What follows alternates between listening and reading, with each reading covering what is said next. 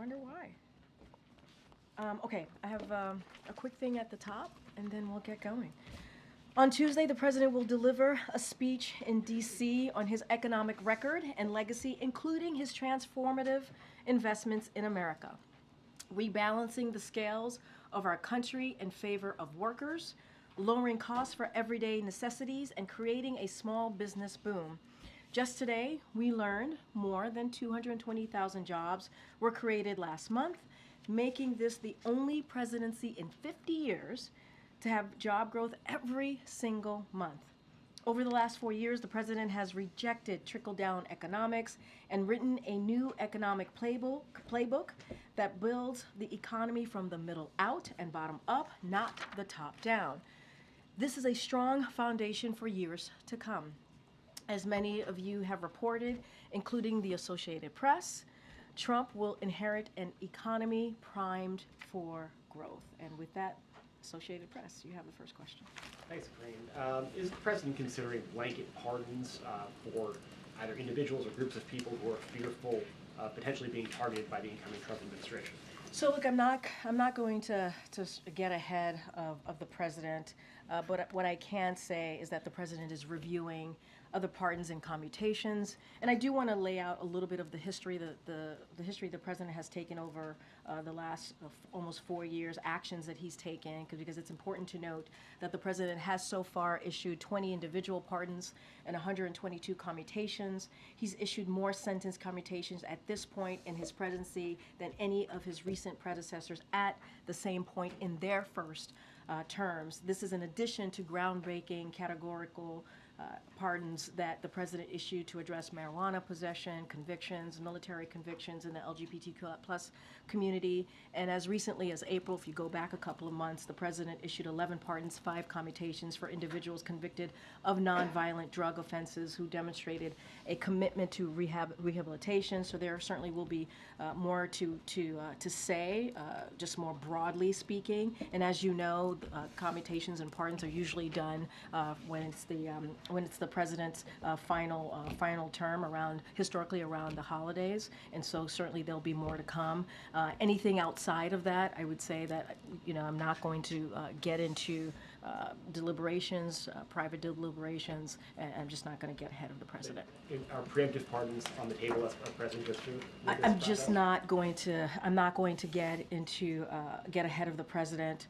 Certainly, the president is looking at reviewing next steps, and there will be more to come. I'm just not going to get ahead of the president. I'm not going to get into hypotheticals from here. And then a different pardon question.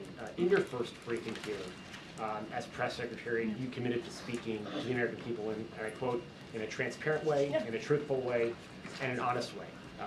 Yes. And then in July, here at this podium, you were asked about the president pardoning his son, and he said, it's a no, it will be a no, it's a no. Yes.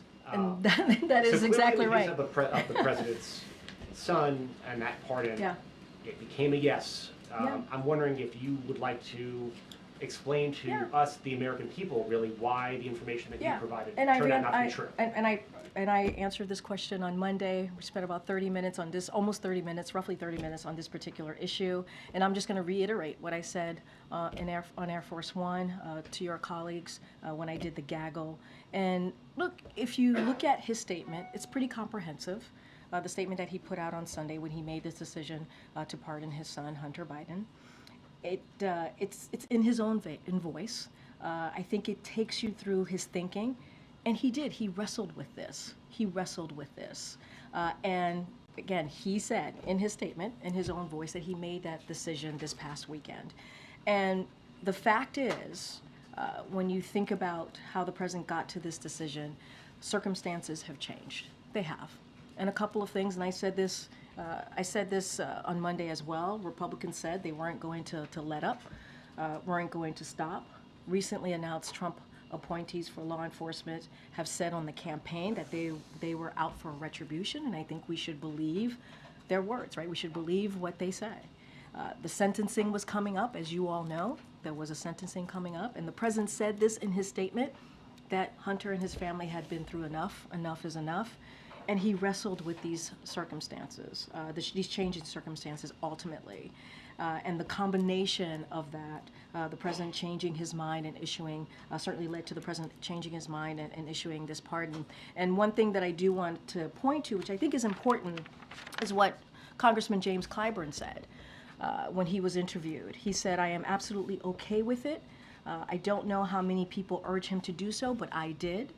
He seemed to be reticent about it. This is what Clyburn said when he spoke to the president 2 weeks ago. But I emphasized, continuing his quote, emphasized the fact that we as fathers have obligations to our children. So that was a conversation that the congressman himself had with the president two weeks ago, said that the president was reticent when he encouraged the president to do so. And this weekend, he thought about it and he weighed, it was not an easy decision to come to, and he put out a comprehensive statement, and I would certainly, offer that up to folks out there who are wondering. I would say, please read the president's response to this in full. I'm sure my colleagues have a few thoughts, just very specifically. It's not only colleagues who watch this. There's also the American people. Exactly. So to be fair, and they were right? told by you in July that this would not happen, and it did. Do you, I'm saying, asking for yourself, not the president saying, but for yourself. Do you feel like you are owed an apology by the president? Do you owe an apology to the American people? Zeke, I just laid out the president's thinking. The president laid it out himself in his own words. He did. He laid out how he wrestled with this decision.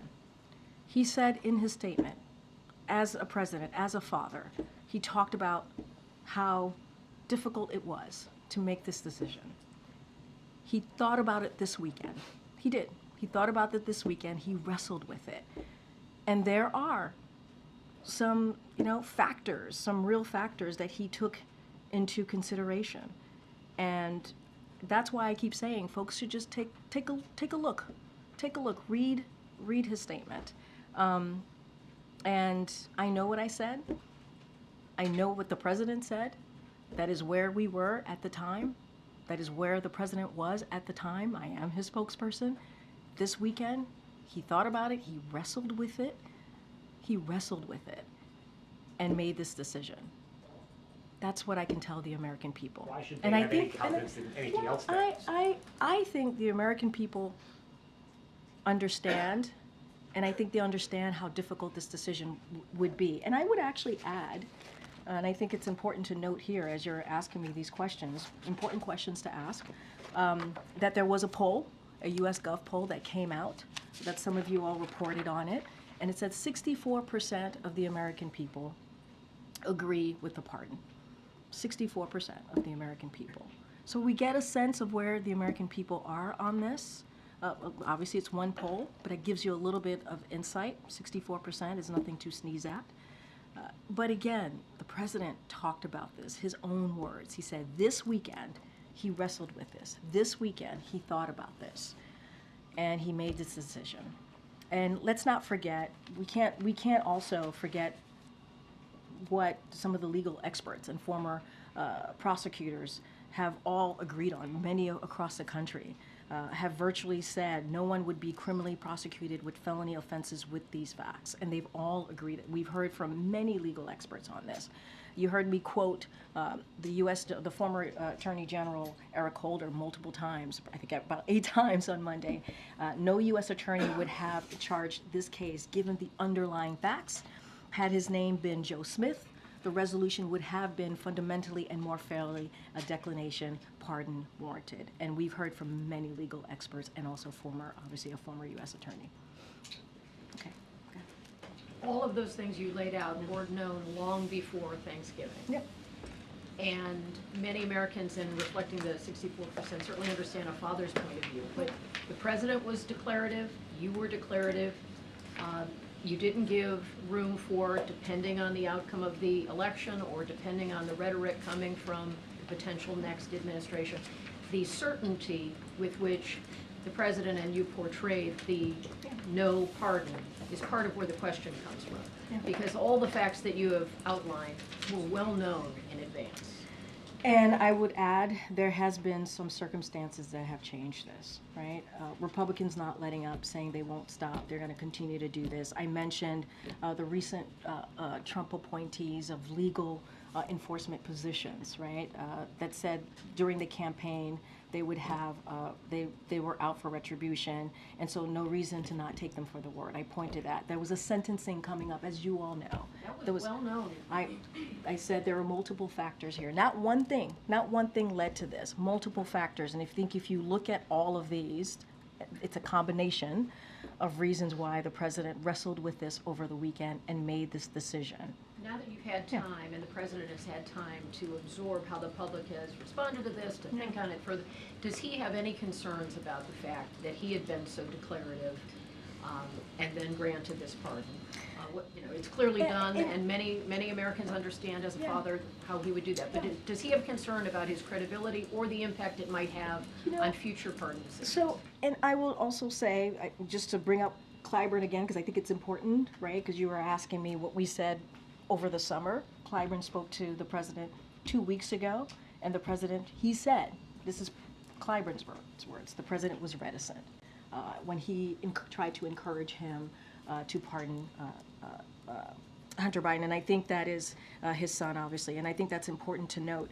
Look, I would refer you back to the last couple of sentences in the president's statement, and I think it's important here where he talked about wrestling this and wanting to understanding that the American people are fair-minded, and talked about the importance of doing this and thinking about this over the weekend and coming to this decision and how he wrestled with it. And that was, I think, a message directly to the American people. The whole comprehensive statement was something that he wanted to share with the American people. But I think the way he ended his statement actually acknowledges and wanted to be very clear to the American people his own personal thinking about this, and understanding that they would look at this, and he believed they would be fair-minded about it. And this was not easy for the president. It wasn't. Because you all mentioned the statements that we have made over the summer. So obviously this wasn't easy to come to this decision. He could have reserved the right to consider it later. And when he's that declarative as the President of the United States, that's where it carries weight. No, I understand. And Kelly, you know this president. You followed him during his vice presidency, right? You have covered him. When he's asked a question directly, he answers it directly. So we are where we are. So does he regret that he had misled the public about what would eventually happen? Look, what I will say is he laid out his thought process. He talked about the underlying facts of the case.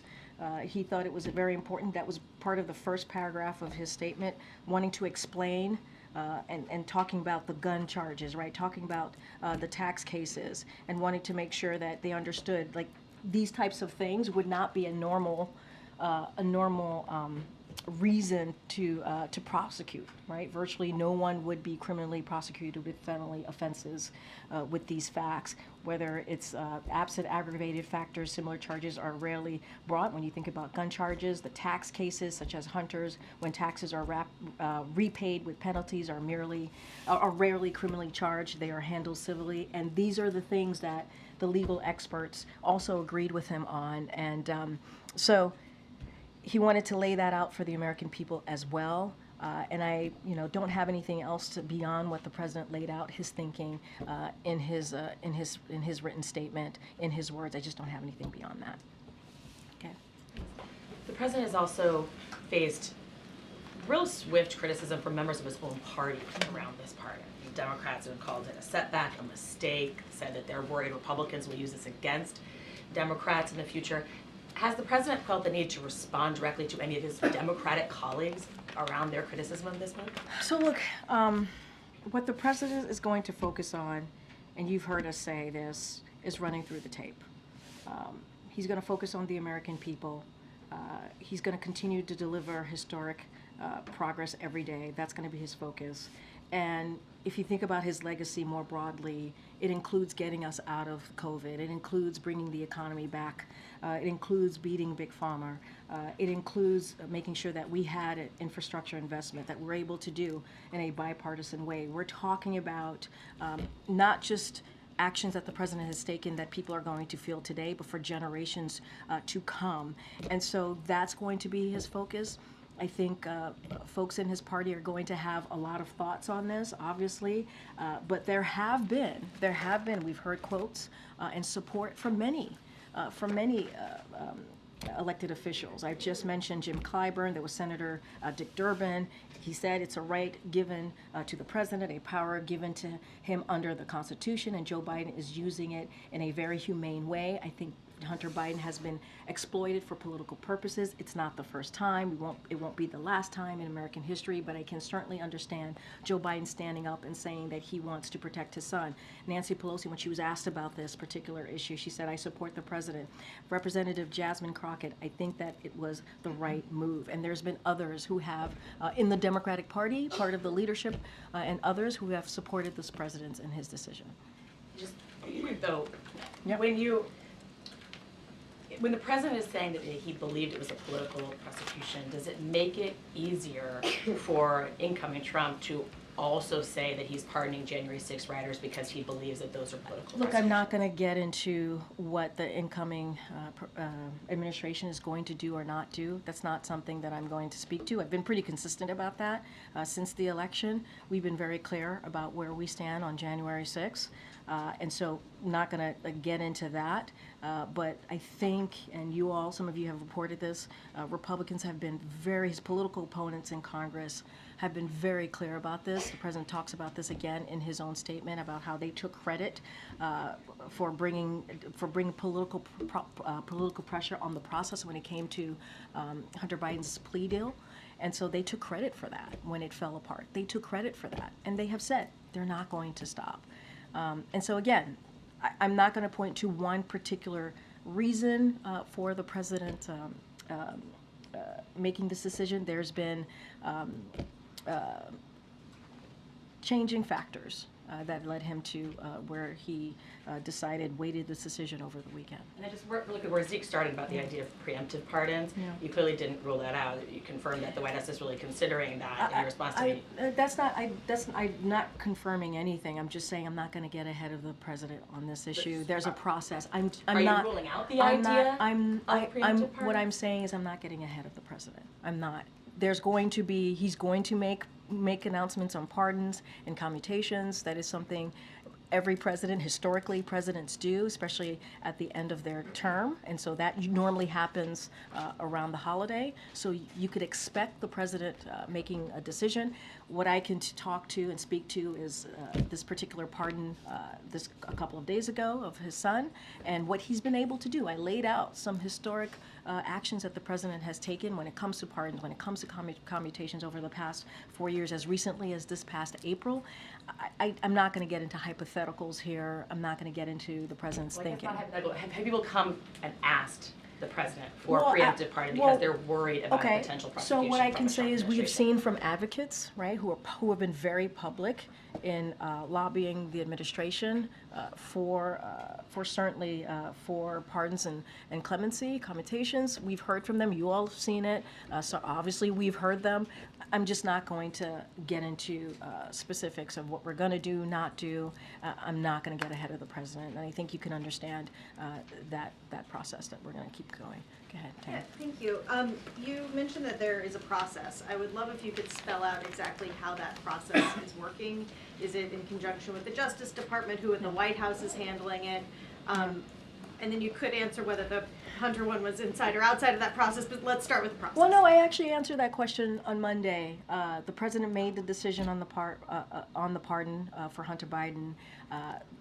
The White House reached out to the Department of Justice because that has to be filed with the Department of Justice. It was the president's decision. There was no consultation with the Department of Justice. As you know, the president has the right to do this. So that was obviously a very separate process. As it relates to more commutations, more pardons, that process, obviously the Department of Justice is involved in that. There's a review process, and so that's that's how we're going to move forward on making those types of decisions. And who at the White House is leading it up? Is it out of the counsel's office or is it chief of staff? Well, look, obviously the White House counsel will be part of this process. I just don't have anything beyond that. And just quickly, President Trump is going to be in France this weekend for the reopening of the Notre Dame, also meeting with President Macron. How does this White House view President Trump's meetings with foreign leaders happening while you're still here? I mean, look, it's not unusual. As you've heard us say before, you've heard the National Security Council say as well. I think Jake Sullivan, when he was asked this question, the President's National Security Advisor, made that same comment. It's not unusual for when there's a president-elect for heads of states, foreign leaders to want to have that conversation with the president-elect. So I'll just leave that there. Okay, go ahead. Thank you, Karine. Just follow up with Tara's question. Why isn't the President of the United States going to go to the reopening of the Notre Dame de Paris? Why not? So just as you know, the First Lady is attending, and she's attending as part of her larger travel swing to Italy, UAE, and Qatar. So she will be representing the administration. They were both invited to be there for the reopening of the Notre Dame. The president had a scheduling conflict, which is why he was not able to attend. Any specifics on the First Lady's trip and what that's going to look like, I certainly would refer you to the First Lady's office. The President was invited. Yeah, he was.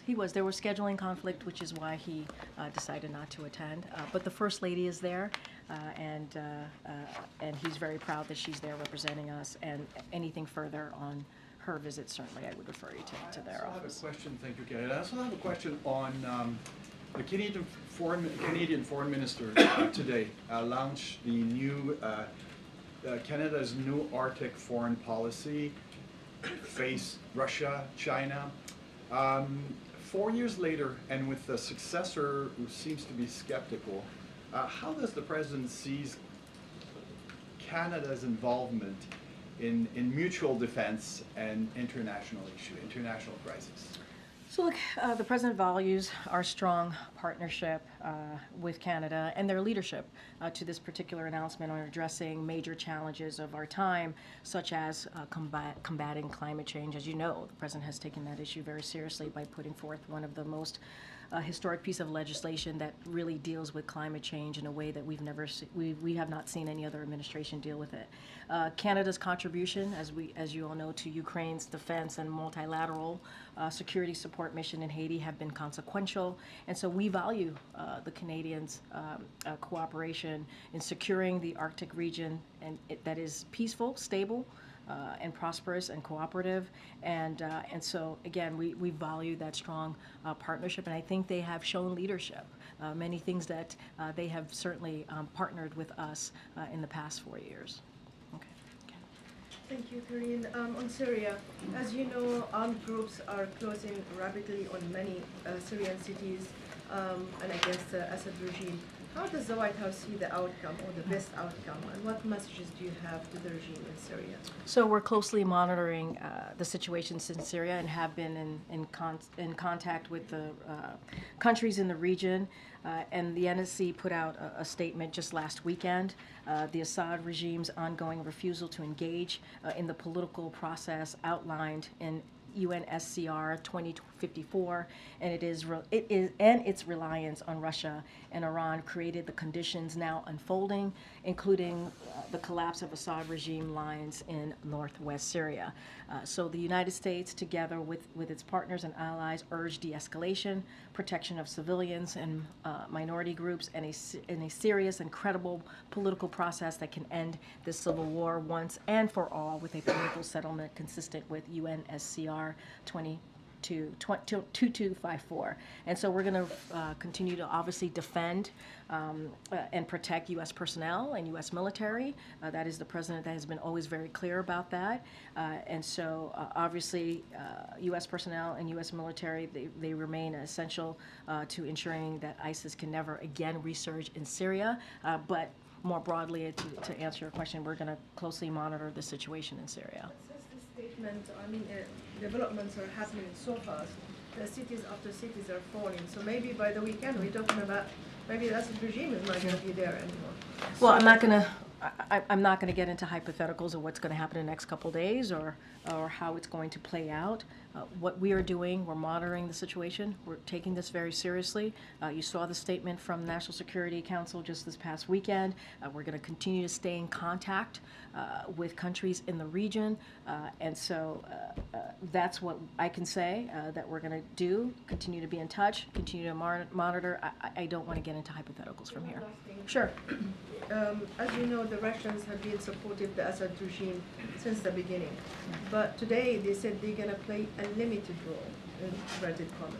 Is this a welcoming kind of statement from the White House that the Russians saying they're not supporting the regime the way they did in the past? Look, I'm not going to get into what the Russians are doing or not doing.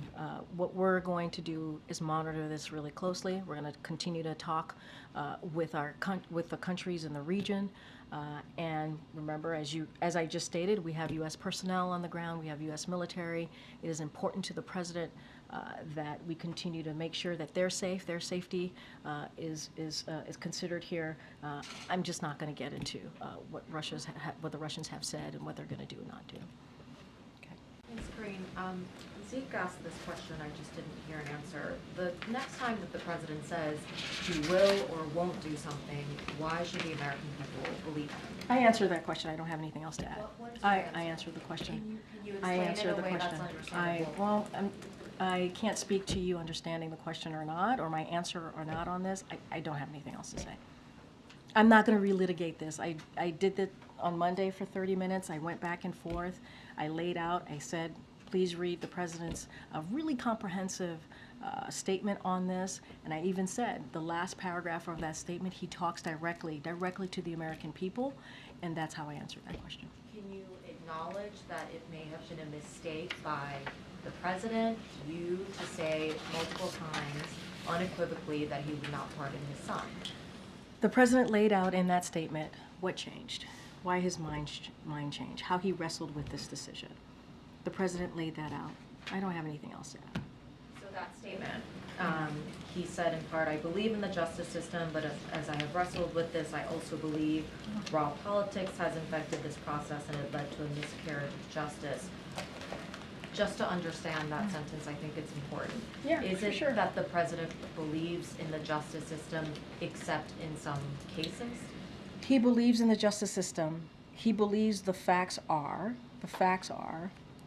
obviously I talked about the gun charges, what legal experts have said, former prosecutors have all agreed virtually no one would be criminally prosecuted for underlying factors of Hunter's case. I talked about the gun charges, I talked about the taxes, the tax cases, and there are other factors here, what Republicans have said, as they weren't going to let up. I talked about the upcoming sentencing and what Hunter and his family have been through.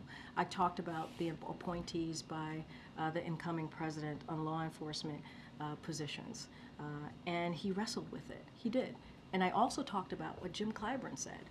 So you're asking me about an apology, but Jim Clyburn said himself in a conversation that he had with the president just 2 weeks ago, the president said, the president was reticent when he encouraged the president. When he himself, Jim Clyburn, encouraged the president to move forward with it, Congressman Clyburn, the president, responded to him by saying he was reticent. And so this was not an easy decision. It wasn't. It wasn't an easy decision. You know, it was a lot of circumstances here. And we can't pass over what legal experts and former U.S. attorneys have said on this, you know, and across the country, they've all basically agreed virtually, no one would be criminally prosecuted with felony offenses with these facts. And I have gone through the two important underlying facts of the cases, and you know, I just don't have anything beyond that to add or to say. You know, I've laid out our thought process. The president has laid out his thought process, and we've talked about the case. We've talked about his thinking, and I just don't have anything beyond that. The president just got back from a multi-day trip to Angola, where he engaged the press, I think literally one time, just to quickly confirm that he was getting briefed on the situation in Korea. Yep. His last foreign trip, it was 6 days in South America. As you know, he didn't engage reporters during that trip. After that last trip, he told us in this briefing room that he believes in the value of engaging the press. He enjoys it, you said. He will continue to engage reporters. There will be opportunities to talk to him.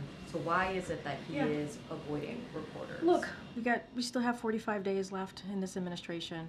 The president does. He does believe in the freedom of the press, right? He believes in that. I think we have shown in the last 4 years bringing back the norms of engaging with all of you.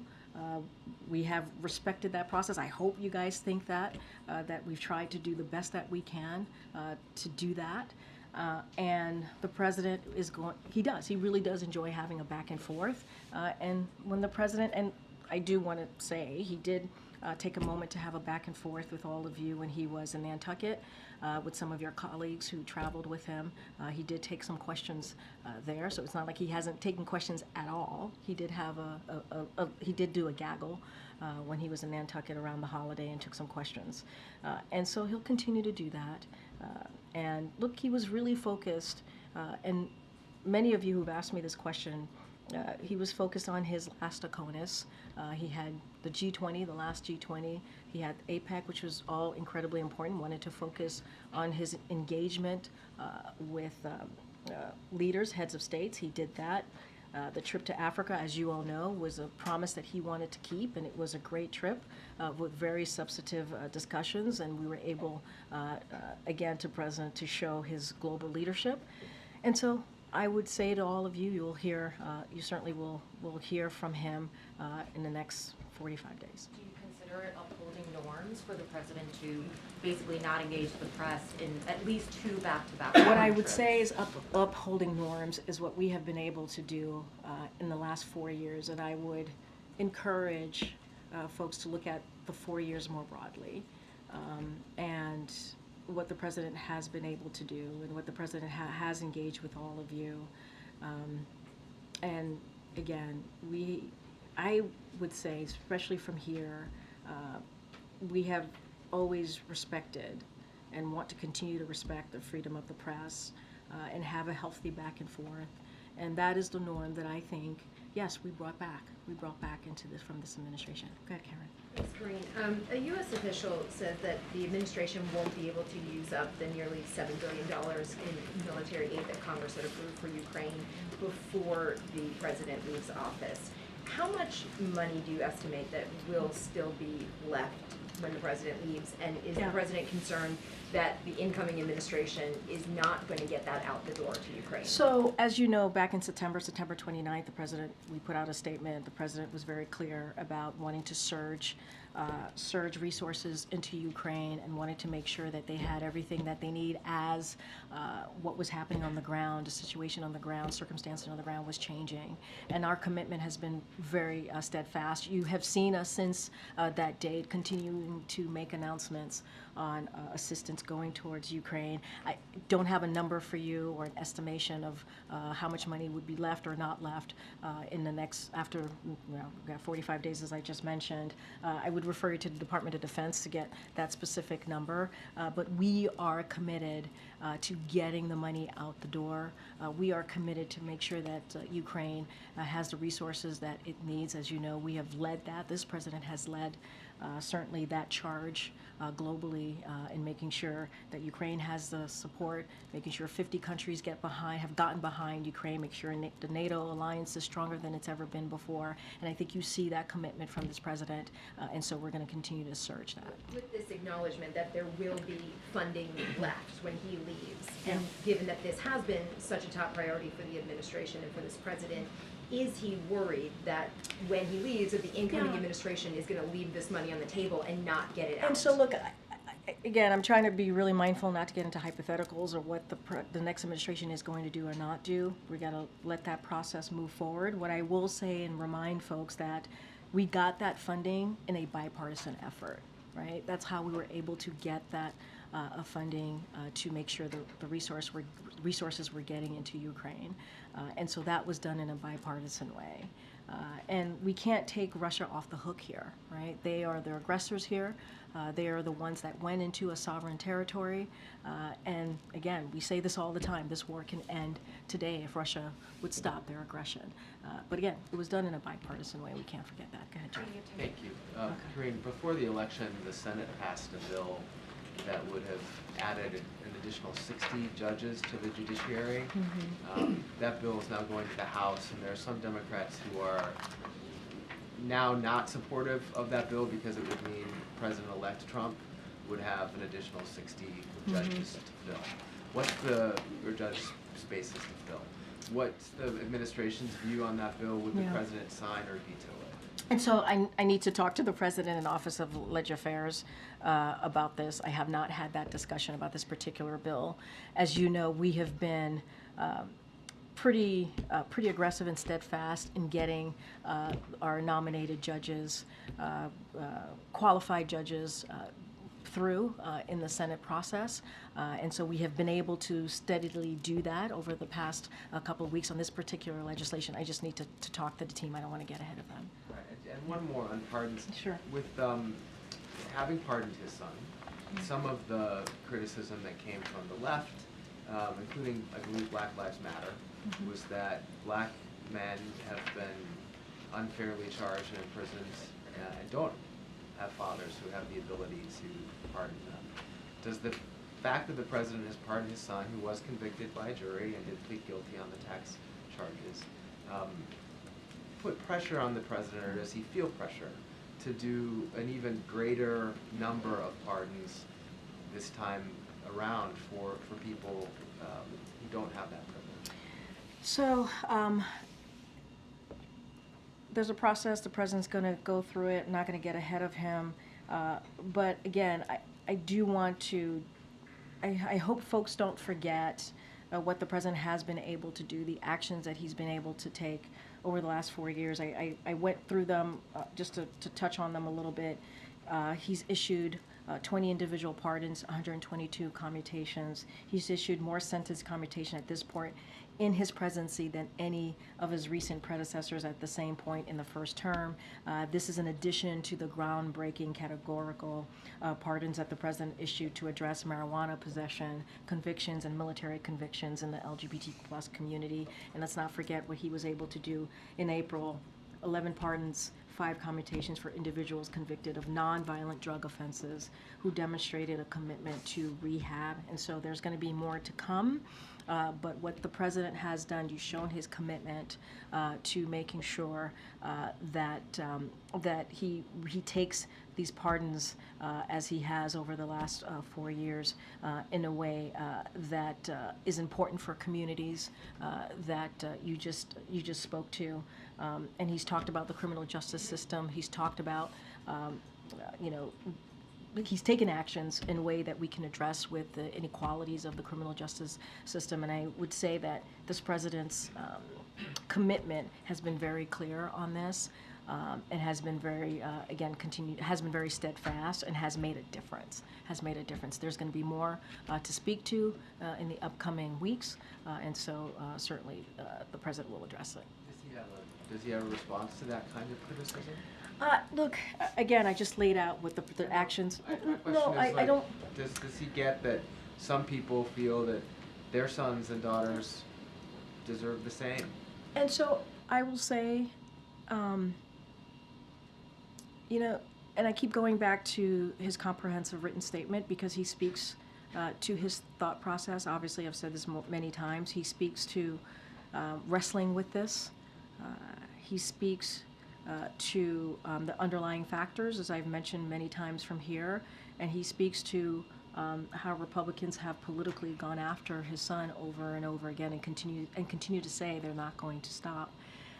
And you've heard from legal experts who have said that if his name was Joe Smith. I'm asking about these other people who are also in jail and were also convicted. Right, and I've answered that by talking about the actions that the president has taken. I've answered that by pointing to the president's statements, him wrestling with this and laying out his thought process. It was in his own words. And, you know, you also asked me if there are going to be additional pardons. There will be. We're reviewing it. We're trying to figure out the next steps in this. And you'll hear from the president on this in the next couple of weeks. But we can't put aside the important notes that I made about the actions that the president has taken on issues that matter to the community. And again, I said he's issued more sentence commutation at this point in his presidency than any of his recent predecessors at this same point in their first terms. That matters. He's taken this very seriously. And so, you know, that's what I hope folks would take from that. A president that's been very serious, that's taken actions, and that's how I'm going to answer that question. Go ahead. Thanks, Karine. When you're standing there at the lectern, you are White House Press Secretary speaking on behalf of the president, conveying his thoughts and views of the administration. And it's for that reason that you said on his behalf all those times that he had no plans to do what he did on Sunday. Has he expressed any regret to you directly, personally, for having put you in this position and now having to go back? Look, I understand this question, and you started off, I think the way you started off the question is basically how I feel, right? And I think all of us who work in this administration, I work for the president, I speak for the president, I comment on behalf of what he feels and thinks, and that's my job. That's my job as the press secretary, the White House press secretary, the person who speaks on behalf of the President of the United States, and that's how I feel. I feel like it's my... Did he apologize to you? Look, there's no apology needed, maybe, to answer that question. No apology needed. What I will say is, this is a president. You've heard me talk about the legal experts, what they have said, how they agreed with the president in taking this action. You've heard me say that over and over again. I've laid out quotes from different U.S. attorneys, prosecutors, who really laid out how the underlying factors of Hunter's case would not lead to what had occurred in the past several months. And I will also say this, and you heard this president say this many times before, he believes when it comes to his family, when it comes to how he moves forward about thinking about his family, they're the beginning, the middle, and the end. And he wrestled with this. It was not an easy thing for him to decide. There's a reason why I keep bringing up Congressman Jim Clyburn, is because this is someone who spoke to the president just 2 weeks ago and encouraged him to do so, to pardon his son. And at the time, the congressman said 2 weeks ago that this president was reticent. So obviously he wrestled with this. So no apology needed from him to me. One of the other things he often says is that voters should trust his, quote, word as a Biden. Yeah. Should they still?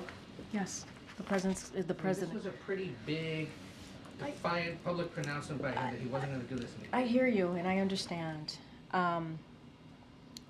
But the president wrestled with this. He truly did. And, you know, I called out the U.S. Gov poll, where 64% of Americans, that's not a small number, agree with the president's decision to pardon his son. And I think that gives you a little bit of a tiny window of where the American people are on this. He sidestepped a judge and a jury's decisions on the cases involving his son. He criticized the political nature of the prosecution. The next president has spent the last several years vowing to upend the Justice Department and the FBI. Looking at their current and future presidents, why should any American continue to have confidence in the American justice system? Well, the president does have confidence in the American justice system, and he said that in his statement. Certainly continues to have confidence in the Department of Justice. Leaders who single out incidents that involve them or their families and say, well, that'd be unfair to me, but the rest of you should agree with it. Can I just be very blunt here? The situation with Hunter Biden and what the incoming president has said are very different. But they're making similar arguments, yeah, which is but- that they've been unfairly prosecuted because of who they But are. I don't think those two things are the same. I just don't. They're not the same. They're just not. And I think the American people understand that. I do. I do think they believe and understand that they're not the same. What the president's son had to go through, and what we've heard from legal experts, former U.S. attorneys general, who look at this case, who understand this case, and have said, there would not be this situation. And I think that's important to note as well. And they've been very clear about this. We've heard from many of them, legal experts, former U.S. attorneys from across the country, again, have all agreed virtually no one would be criminally prosecuted with felony offenses with these facts. I talked about these facts as it relates to the gun charges and tax cases that obviously Hunter Biden's case. And so that is, you can take their word for it. You can take their word for it. Okay. Oh, wait. Bring that back. So Deborah Tice just told the National Press Club from a significant source in our government, Austin Tice is alive. Is that what they were told today here at the White House? I don't have anything